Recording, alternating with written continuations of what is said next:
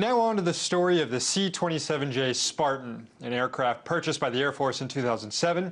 16 of them have been built and 5 more will be built by April 2014. But they won't be flying missions in our war theaters around the world. Instead, they'll reside in a desert in Tucson.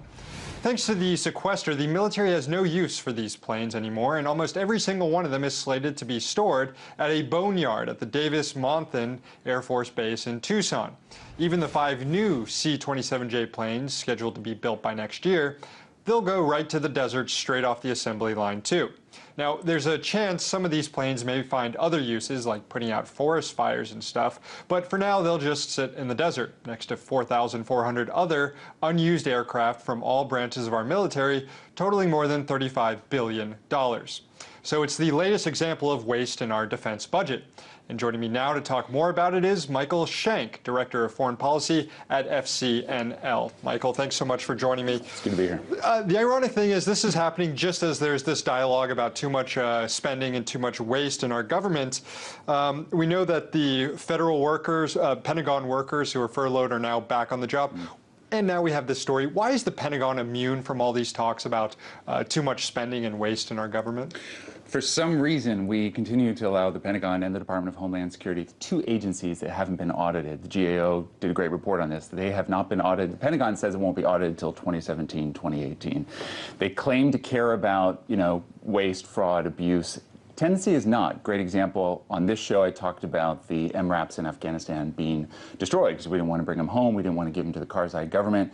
The cargo planes in Arizona joining $34 billion worth of equipment that's not being used. That's almost akin to what the House Republicans cut in food stamps. Shows how disingenuous their argument is about kind of small government cleaning up waste, fraud, and abuse. Unfortunately, that's ubiquitous throughout.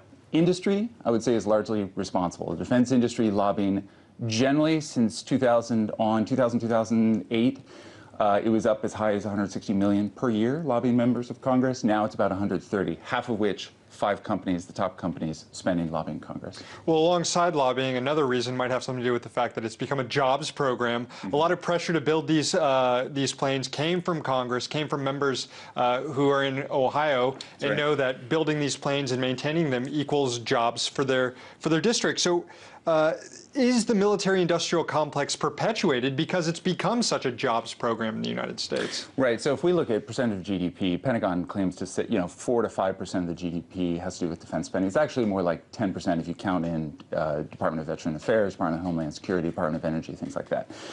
The problem with the jobs argument, it's not a great return on investment. If we're looking at $1 spent on defense versus $1 spent on education, infrastructure, energy, much higher returns there. So the jobs argument is disingenuous, but Senator Brown, to your point, got lobbied heavily by Lockheed and L3 Communications to make sure that cargo plane, which we don't need, along with the Global Hawk drone and the Abrams tank, is built, even though the Pentagon is saying we don't want it. Yeah, it's kind of like if you put people to work building a bridge, that bridge stays there and generates value. If you put people to work building bombs and planes, they explode, and that's exactly that. Right. Now, I mentioned in the TOS intro here that some of these planes might be used by other agencies, maybe fighting forest fires, things like that. But we've recently heard these stories about the increasing use of military technology, military vehicles by police departments. Is that concerning in itself? Oh, it's terribly concerning. So DHS gives these terrorism grants to municipalities, $34 billion since 2001. So they're buying the drones. A more egregious example is this 1033 program in the Defense Department, where essentially older equipment, which we don't want anymore, we pass on to cities. So a small town in upstate New York, as an example, last week the county legislators voted 8-6 to accept an MRAP, which is a mine-resistant, ambush-protected vehicle, which we use in Afghanistan, but we don't really need it in Watertown, a town of 120,000. So you're going to see a militarization of cities because we're dumping old equipment. The industry is happy with that. Their $130 million is well spent lobbying Congress. They're going to get new equipment. Michael Shank, Director of Foreign Policy at FCNL, thanks so much for joining me. Thanks for having me.